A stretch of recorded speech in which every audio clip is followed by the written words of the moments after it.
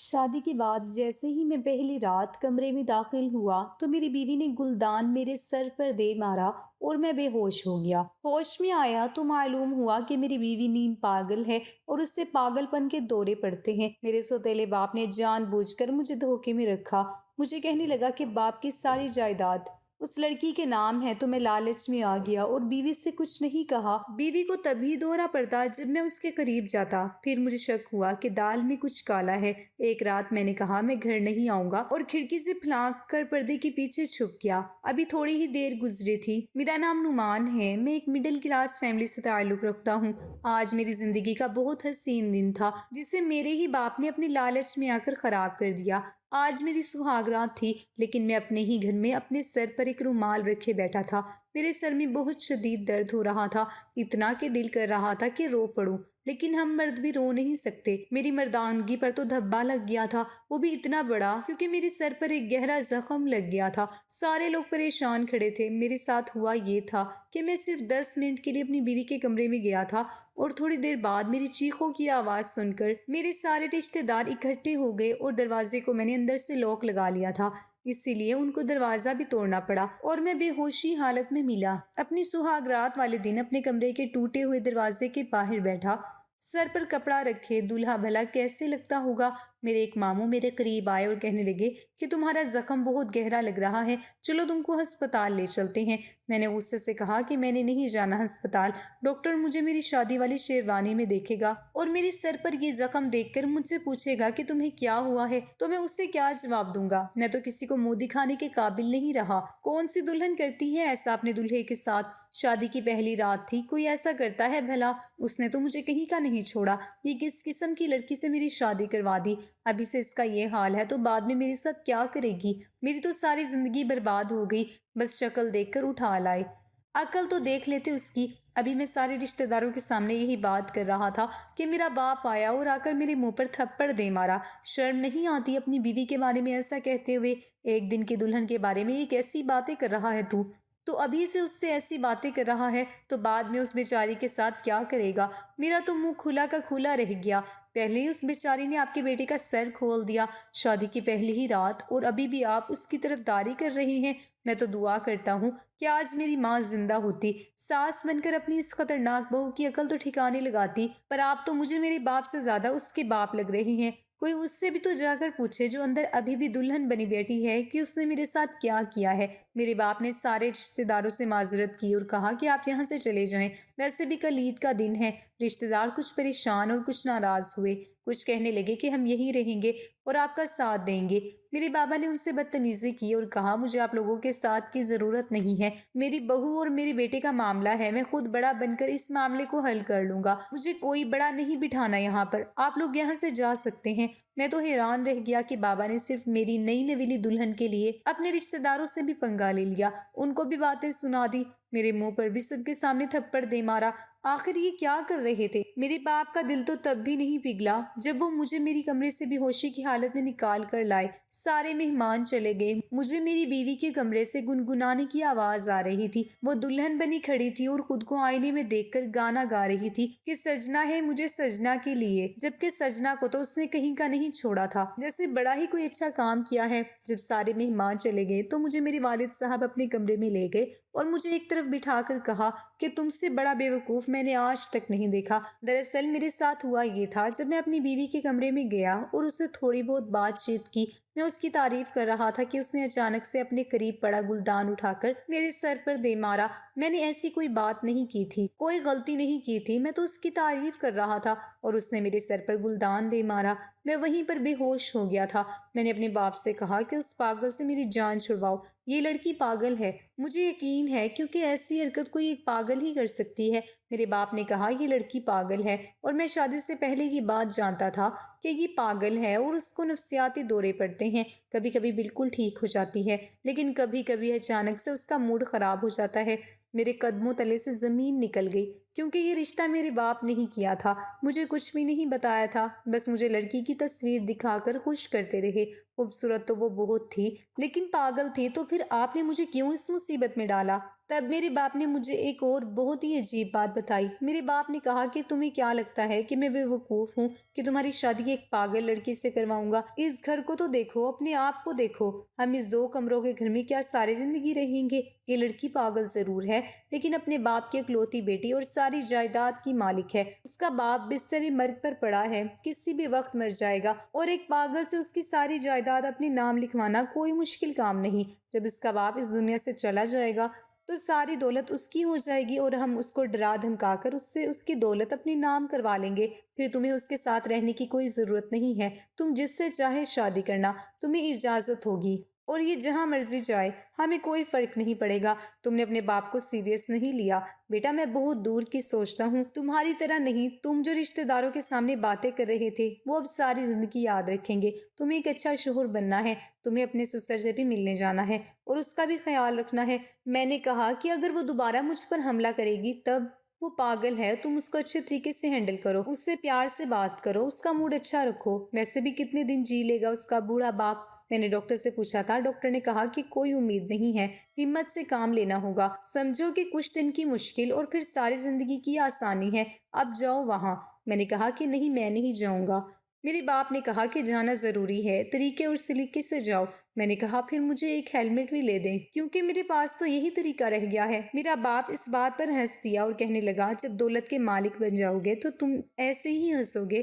جب میں اپنے کمرے میں گیا تو میری بیوی سو چکی تھی، میں نے شکر ادا کیا اور میں بھی سو گیا، لیکن جب صبح ہوئی تو میری بیوی کا موڈ بہت خوشگوار تھا، وہ ایسے پیش آئی جیسے ایک بہت ہی اچھی بیوی پیش آتی ہے۔ اسے یاد بھی نہیں تھا کہ کل اس نے میرے ساتھ کیا کیا تھا، کیونکہ وہ مجھ سے پوچھ رہی تھی کہ آپ کے سر پر چوٹ کیسے لگی۔ 4 دن ہمارے بہت اچھے گزر گئے، مجھے وہ لڑکی پتہ نہیں کیوں اچھی لگنے لگی تھی، وہ بری لڑکی نہیں تھی۔ میرے والد کے کہنے پر میں اپنی بیوی کے باپ سے بھی ملنے گیا، ان کی حالت واقعی بہت بری تھی، ان کو دیکھ کر مجھے ان پر بہت ترس آیا۔ وہ ہاتھ جوڑ کر بس یہی کہہ رہے تھے کہ میری بیٹی کا خیال رکھنا، وہ بہت معصوم ہے۔ میں نے ان سے پوچھا کہ آپ کی بیٹی کی یہ حالت کیسی ہوئی؟ اس کی ماں کی وجہ سے، وہ اپنی ماں سے بہت محبت کرتی تھی لیکن اس کی ماں مجھ سے شدید نفرت کرتی تھی۔ وہ زندگی بھر میرے ساتھ رہی لیکن ایک دن بھی خوش نہیں رہی، وہ اسے بھی بہت مارتی تھی اور میرے ساتھ بھی بہت بدتمیزی کرتی تھی۔ جب یہ 4 سال کی تھی تو میری بیوی نے اس کے سامنے خودکشی کر لی تھی، تب سے اس کی حالت ایسی ہو گئی۔ میں تو حیران رہ گیا کہ اگر کسی بچے کی ماں اس کے سامنے ہی خودکشی کر لے تو اس پر کیا گزرے گی۔ میری بیوی حق پر تھی لیکن اب اس کی حالت ایسی ہو چکی تھی، وہ خود نہیں جانتی تھی کہ وہ کیا کر جاتی تھی۔ ایک دن میں آفس سے گھر آیا تو میں نے دیکھا کہ میری بیوی نے میری پسند کے کپڑے پہن رکھے تھے اور بہت ہی خوبصورت لگ رہی تھی اور وہ واقعی بہت پیاری تھی۔ میں نے اسے کہا کہ آج تم بہت حسین لگ رہی ہو، وہ بھی مجھ سے بہت ہی پیاری پیاری باتیں کر رہی تھی۔ اس نے میرا ہاتھ تھام لیا اور ہم لوگ ایک ساتھ بیٹھ گئے۔ آج مجھے لگ رہا تھا کہ میری شادی ہوئی ہے، میں بہت خوش ہو رہا تھا کہ ایسی ہمسفر کس کو اچھی نہیں لگتی۔ اپنی ہمسفر کے ساتھ زندگی گزارنا سب کو پسند ہے اور اللہ کہتا ہے کہ جب نکاح ہو جائے تو دل میں محبت ڈال دی جاتی ہے۔ میں بھی بہت خوش تھا لیکن اچانک سے میری بیوی کے تاثرات بدلنے لگے، اچانک سے اس کی سانس پھولنے لگی، اس کے چہرے پر اور ہاتھوں پر پسینہ آنے لگا۔ میں نے اسے پوچھا کہ تم ٹھیک تو ہو، کیا ہو گیا ہے تمہیں؟ میں کیا کروں تمہارے لیے؟ اس نے کہا مجھے بہت گرمی لگ رہی ہے۔ میں نے آس پاس دیکھا تو ٹیبل پر پانی رکھا ہوا تھا، میں نے بھی سوچا کہ اسے مجھے پانی پلانا چاہیے، شاید اس کی طبیعت سنبھل جائے۔ میں گلاس میں پانی ڈالنے کے لیے ٹیبل کی طرف بڑھا، میری بیوی کی طرف میری پشت تھی۔ جب مجھے محسوس ہوا وہ اچانک سے میرے قریب آئی اور قریب آنے سے پہلے زور سے چلائی، جیسے مجھ پر وار کرنے سے پہلے زور سے چلائی ہو۔ میں آگے سے ہٹ گیا اور اس نے ایک ڈنڈا اٹھا کر ٹیبل پر دے مارا، ٹیبل پر پڑا گلاس اور پانی کا جگ ٹوٹ گیا۔ میری بیوی کو پھر سے دورہ پڑ گیا تھا، ایک دورہ پڑا تھا جب ہماری شادی ہوئی اور آج ہماری شادی کو 2 ہفتے ہو گئے تھے، اس سے دوبارہ دوسرا دورہ پڑا۔ وہ مجھے مارنے کے لیے میری سمت بڑھ رہی تھی اور میں اس سے اپنی جان بچا رہا تھا۔ میں کمرے سے نکل گیا اور اس کے کمرے کا دروازہ بند کر دیا۔ دروازے پر ہاتھ رکھ کر میں یہ سوچ رہا تھا کہ کس مصیبت میں پھنس گیا ہوں، کیا کروں گا، کیسے کروں گا۔ وہ کمرے میں قید تھی اور بری طرح چلا رہی تھی۔ لیکن تھوڑی دیر بعد اس کے رونے کی آوازیں آنے لگی اور وہ روتے روتے دروازہ پیٹنے لگی کہ مجھے یہاں سے باہر نکالو، مجھے بہت ڈر لگ رہا ہے۔ اس کی آواز میں بہت ڈر تھا، شاید وہ بری طرح ڈری ہوئی تھی، لیکن میں دروازہ کھولنے سے ڈر رہا تھا کیونکہ مجھے یقین نہیں تھا کہ وہ پھر سے مجھ پر حملہ نہ کر دے۔ لیکن وہ جس طرح رو رہی تھی مجھے بہت ہی عجیب لگ رہا تھا۔ میں نے دروازہ جب کھولا تو وہ سامنے بیٹھی رو رہی تھی، اور جب مجھے دیکھا تو میرے پاس بھاگ کر آئی اور آ کر میرا ہاتھ تھاما، میرے ساتھ کھڑی ہو گئی اور کہنے لگی، مجھ سے نفرت مت کرو، میں نے کچھ نہیں کیا، مجھے خود نہیں پتا کیا ہو رہا ہے، لیکن کمرے میں چیزیں ٹوٹی ہوئی پڑی تھی، میں نے آپ کو نقصان پہنچانے کی کوشش کی تھی، میں نے کوئی پاگل پن تو نہیں کیا۔ مجھے میرے دوست رشتہ دار کہتے ہیں کہ میں پاگل ہوں، لیکن مجھے آج تک یاد نہیں کہ میں نے کیا کیا ہے، کہیں میں پاگل تو نہیں؟ اگر میں پاگل ہوں تو مجھے آپ چھوڑ تو نہیں دیں گے؟ وہ بچوں کی طرح روتی ہوئی میرے گلے سے لگ گئی اور میں اسے تسلی دینے لگا کہ ایسا کچھ نہیں ہے، وہ سب غلطی سے ٹوٹ گیا تھا۔ وہ کہنے لگی، پھر آپ نے مجھے لاک کیوں کیا؟ تو میں نے کہا، میں نے آپ کو لاک نہیں کیا تھا، دروازے کا لاک خراب ہے، شاید خود ہی لگ گیا ہوگا۔ وہ سمجھ گئی کہ میں اس سے جھوٹ بول رہا ہوں اور کوئی نہ کوئی گڑبڑ ضرور ہے۔ وہ بہت پریشان تھی، میں تسلی دیتا رہا اور وہ ایسے ہی سو گئی۔ میں اپنی بیوی کو ڈاکٹر کے پاس نہ لے کر گیا کیونکہ میں اسے محسوس نہیں کروانا چاہتا تھا کہ وہ پاگل ہے، لیکن ڈاکٹر کے پاس جا کر میں نے ڈاکٹر کو اس کی ساری صورتحال بتائی۔ ڈاکٹر نے کہا کہ اس کا علاج پیار اور دیکھ بھال ہے، ایسے مریضوں کو اگر پیار اور دیکھ بھال دی جائے تو وہ بالکل ٹھیک ہو جاتے ہیں۔ میں جانتا تھا میری بیوی کا ساتھ میرے ساتھ کچھ ہی دنوں کا ساتھ ہے اور اس کے بعد ہم لوگوں نے الگ ہو جانا تھا، لیکن جب تک میں اس کے ساتھ تھا مجھے اسے خوش رکھنا تھا، نہیں تو میری جان کو خطرہ تھا، میں ہر بار بچ نہیں سکتا تھا۔ میں نے اپنی بیوی کے ساتھ ہنسی خوشی رہنے کے بارے میں سوچا کہ اس کا خیال رکھوں گا، جب تک ہم ساتھ ہیں تب تک ہم اچھے سے رہیں گے، لیکن میں نے ایک بات نوٹ کی تھی کہ جیسے ہی میں اس کے قریب جانے لگتا تو اسے دورہ پڑ جاتا تھا، کیونکہ پہلی رات بھی دورہ اسی وجہ سے پڑا تھا اور اب بھی اسی وجہ سے، اور ایک اور بار بھی ایسے ہی ہوا تھا کہ جیسے میں نے اس کا ہاتھ تھاما اور اسے پیار بھری باتیں کرنے لگا اس کو دورہ پڑ گیا، لیکن وہ تھوڑی ہلکی نوعیت کا تھا کہ جیسے ہی میں اس سے دور ہوا وہ بالکل ٹھیک ہو گئی تھی۔ شاید میری بیوی شادی نہیں کرنا چاہتی تھی اور یہ شادی زبردستی کروائی گئی ہے اور اسی لیے وہ سب کچھ کر رہی تھی، لیکن مجھے اس بات کی تہہ تک جانا تھا۔ میں پورا دن گھر پر نہیں ہوتا تھا، مجھے نوکر نے کبھی ایسی بات نہیں کی کہ آپ کی بیوی کی طبیعت خراب ہو گئی ہے، لیکن جیسے ہی میں گھر آتا اور اس کے قریب جانے لگتا تو اسے دورہ پڑ جاتا تھا، ضرور دال میں کچھ کالا تھا۔ میں نے ایک دن ایسا کیا کہ اپنی بیوی کو غصہ دلانے کی کوشش کی، میں دیکھنا چاہتا تھا کہ وہ غصے میں کیا کرتی ہے۔ وہ بالکل نارمل تھی۔ ہم نے ساتھ کھانا کھایا اور اپنے کمرے میں آ گئے، ہم فلم دیکھ رہے تھے تو میں نے کہا، مجھ سے دور بیٹھو، میں پورے دن کا تھکا ہوا ہوں، مجھ سے دور ہو جاؤ۔ وہ کہنے لگی کہ دور ہی تو ہوں، آپ کو اس سے کیا مسئلہ ہے؟ میں نے کہا کہ تم اس کمرے سے نکل جاؤ، میرا کمرہ ہے، میں یہاں تمہاری شکل نہیں دیکھنا چاہتا۔ میں نے ایسی بات کی تھی کہ اگر نارمل بیوی بھی ہوتی تو اس سے بھی بہت غصہ آ جاتا، لیکن میری بیوی کو غصہ نہیں آیا اور وہ کہنے لگی، کوئی بات نہیں، آپ کا دن اچھا نہیں گزرا ہوگا، جب شوہر کا دن آفس میں اچھا نہ گزرے تو گھر آ کر بیوی پر غصہ نکالتا ہے، پھر آپ کو پتہ ہے بیوی بچوں پر غصہ نکال دیتی ہے، جب ہمارے بچے ہو جائیں گے تو میں بھی ایسا ہی کروں گی۔ لیکن میں آپ کی اس صورتحال کو سمجھتی ہوں، مجھے برا نہیں لگا، میں کمرے سے چلی جاتی ہوں۔ اور وہ غصہ ہونے کے بجائے اچھے موڈ میں آ گئی تھی، وہ مستقبل کی باتیں کر رہی تھی۔ میں نے اس کا ہاتھ تھام لیا، مجھے معاف کر دو، میرا موڈ خراب تھا، اس لیے میں نے تمہیں یہ سب کہہ دیا، میرا ایسا کوئی مقصد نہیں تھا۔ اور وہ پھر پہلے کی جیسی ہو گئی۔ میں اسے دیکھ رہا تھا تو اس نے مجھے دیکھا اور بولی، کیا بات ہے؟ تو میں نے کہا کہ کچھ نہیں، مجھے میری بیوی پر شک تھا، کیونکہ اگر وہ پاگل تھی تو اسے ابھی میری بات پر غصہ آ جانا چاہیے تھا۔ میں ایک دن اپنے گھر میں ہی چھپ گیا، میرے کمرے کی کھڑکی باہر کی طرف کھلتی تھی، میں نے کمرے کی کھڑکی پہلے کھول دی تھی اور ایک سائڈ پر سے پردہ ہٹا دیا۔ میں باہر کھڑا کھڑکی سے سب کچھ دیکھ رہا تھا کہ میری بیوی کیا کرتی ہے۔ میں نے سنا تھا کہ جب کوئی پاگل ہوتا ہے تو وہ اکیلے میں بھی عجیب و غریب قسم کی حرکتیں کرتا ہے یا باتیں کرتا ہے، پر وہ بالکل نارمل تھی، اپنے آپ کو سنوار رہی تھی، ہنس رہی تھی۔ پھر اس کا فون بجا اور اس نے فون سپیکر پر رکھ دیا۔ میں خوش ہوا کہ اب میں یہ سب سن سکوں گا کہ وہ کس سے بات کر رہی ہے۔ کوئی لڑکی تھی جس سے وہ بات کر رہی تھی۔ اور کیا ہو رہا ہے؟ کیا ابھی تک اپنے شوہر کا امتحان لے رہی ہو؟ میری بیوی نے کہا، امتحان تو لینا پڑے گا، ساری زندگی ساتھ جو گزارنی ہے، مجھے اس شخص سے محبت ہونے لگی ہے۔ وہ بہت اچھا میرا خیال رکھتا ہے۔ یہ سب ٹھیک ہے، لیکن کب تک پاگل بن کا ناٹک کرو گی؟ اس دن تم نے اس بیچارے کے سر پر گلدان دے مارا تھا، وہ کرنا ضروری تھا، نہیں تو اس کو مجھ پر شک ہو جاتا، اور یہ خبر بھی میں نے خود ہی اڑائی تھی شادی سے پہلے کہ میں پاگل ہوں۔ اس کا باپ بہت لالچی ہے، کیونکہ اس نے یہ جانتے ہوئے کہ میں پاگل ہوں مجھ سے اپنے بیٹے کی شادی کروائی۔ اس لیے میں دیکھنا چاہتی ہوں کہ میرا شوہر بھی تو کہیں اپنے باپ جیسا نہیں ہے۔ میرے قدموں تلے سے زمین نکل گئی کہ ہم تو سوچ رہے تھے کہ ہم اس لڑکی کے ساتھ کھیل کھیل رہے ہیں، لیکن یہ تو ہمارے ساتھ ایک بہت بڑا کھیل کھیل رہی تھی۔ ظاہر ہے وہ امیر باپ کی بیٹی تھی، سوچتی ہوگی کہ اس سے شادی کسی مطلب کے لیے تو نہیں کی جا رہی، اس میں کوئی کمی تو نہیں ہے۔ وہ پڑھی لکھی تھی، خوبصورت تھی اور عقل مند بھی۔ وہ اتنا بڑا امتحان لے رہی تھی۔ مجھے اس بات پر بالکل غصہ نہیں آیا، کیونکہ ہم بھی تو اس کے بارے میں ایسا ہی سوچ رہے تھے، ہم بھی تو غلط کر رہے تھے، ہمارے دماغ میں پلان تھا۔ یہی سوچ کر وہاں سے جانے لگا کہ میری کانوں نے پھر سے کچھ سنا۔ اس نے کہا کہ مجھے اپنے شوہر سے بہت محبت ہے، اب میں یہ کھیل ختم کر کے اسے سب کچھ بتا دوں گی۔ اگر اس کے باوجود بھی مجھے قبول کر لے گا تو میری زندگی کا ساتھی ہوگا، ساری زندگی یوں غلام بن کر گزاروں گی۔ مجھے وہ شخص بہت اچھا لگتا ہے، میرا ہم سفر ہے، مجھے اس سے محبت ہو گئی ہے اور وہ میرا بہت خیال بھی رکھتا ہے۔ یہ بات سن کر میرے دل کو بہت خوشی مل رہی تھی۔ کچھ دن بعد مجھے خبر ملی جس نے مجھے بہت حیران کر دیا۔ خبر یہ تھی کہ میرا سسر اس دنیا سے جا چکا تھا۔ یہ خبر میرے اور میرے باپ کے لیے تو بہت ہی خوشی کی بات تھی، لیکن مجھے اس خبر پر کوئی خوشی نہیں ہوئی۔ میرے والد صاحب نے بتایا کہ ہمیں تو کچھ کرنا ہی نہیں پڑے گا، بوڑھا تو پہلے ہی وصیت لکھ کے گیا ہے اور اس وصیت کے مطابق سب کچھ تمہارا ہی ہے۔ میری بیوی بری طرح رو رہی تھی، دنیا میں اس کے باپ کے علاوہ کوئی نہ تھا۔ وہ روتے روتے میرے گلے لگ گئی۔ میں نے اسے تسلی دی تو مجھے لگا کہ اب وہ میری ذمہ داری ہے اور اب میں نے ہی اس کا خیال رکھنا ہے۔ اس کے باپ کو اس دنیا سے گئے ہوئے 10 دن ہو گئے۔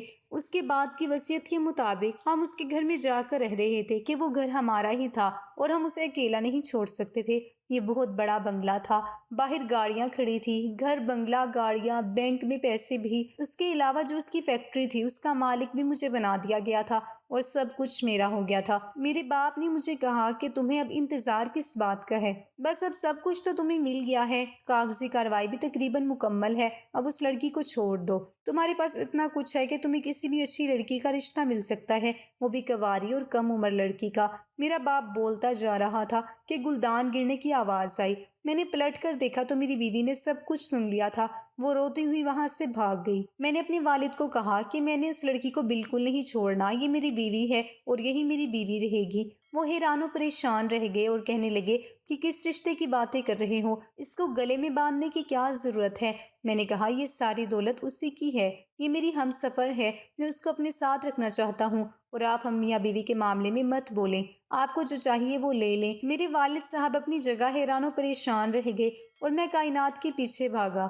وہ گھر سے باہر جا رہی تھی، میں نے جا کر اس کا ہاتھ پکڑ لیا، لیکن وہ میرا ہاتھ چھڑا کر بھاگ گئی۔ میں نے اس کا راستہ روک لیا۔ تم نے مجھ سے صرف دولت کے لیے شادی کی تھی اور میں تم سے محبت کر بیٹھی، تم نے میرے ساتھ ایسا کیوں کیا؟ تمہیں برباد کرنے کے لیے میں ہی ملی تھی؟ میں کوئی پاگل نہیں ہوں، تمہارا امتحان لے رہی تھی، لیکن تم نے مجھے کہیں کا نہیں چھوڑا۔ یہ سب سچ ہے، لیکن مجھے بھی تم سے محبت ہو گئی۔ اگر مجھ پر بھروسہ نہیں ہے تو میں تمہاری دولت، تمہارے نام واپس کر دیتا ہوں، لیکن مجھے چھوڑ کر جانے کی بات مت کرو۔ میں تم سے بہت محبت کرتا ہوں، میرے ساتھ رہو۔ وہ خاموش ہو گئی اور اپنے آنسو صاف کرنے لگی کہ کہیں تم جھوٹ تو نہیں بول رہے؟ میں نے کہا کہ تمہاری قسم جھوٹ نہیں بول رہا، تم سے بہت محبت کرتا ہوں۔ پتہ نہیں یہ بات میرے دل میں اللہ نے ڈالی ہے یا تمہاری محبت نے کہ تمہیں دھوکہ نہیں دے سکتا۔ میں برا آدمی نہیں ہوں، مجھے پیاری سی ہمسفر چاہیے تھی۔ جب پتہ چلا کہ تم پاگل ہو تو میں تھوڑا سا بھٹک گیا تھا، لیکن پھر میرے بابا نے مجھے اپنی باتوں میں لگا لیا۔ لیکن مجھے پتہ چلا کہ تم بھی مجھ سے محبت کرتی ہو، میں تمہیں کبھی نہیں چھوڑ سکتا۔ ہم دونوں نے ایک دوسرے سے اپنی حقیقت بیان کر دی اور ایک دوسرے کو معاف بھی کر دیا۔ میں نے اپنے والد صاحب کو سمجھا دیا اور کہا کہ اس کو اپنی بہو مان لے۔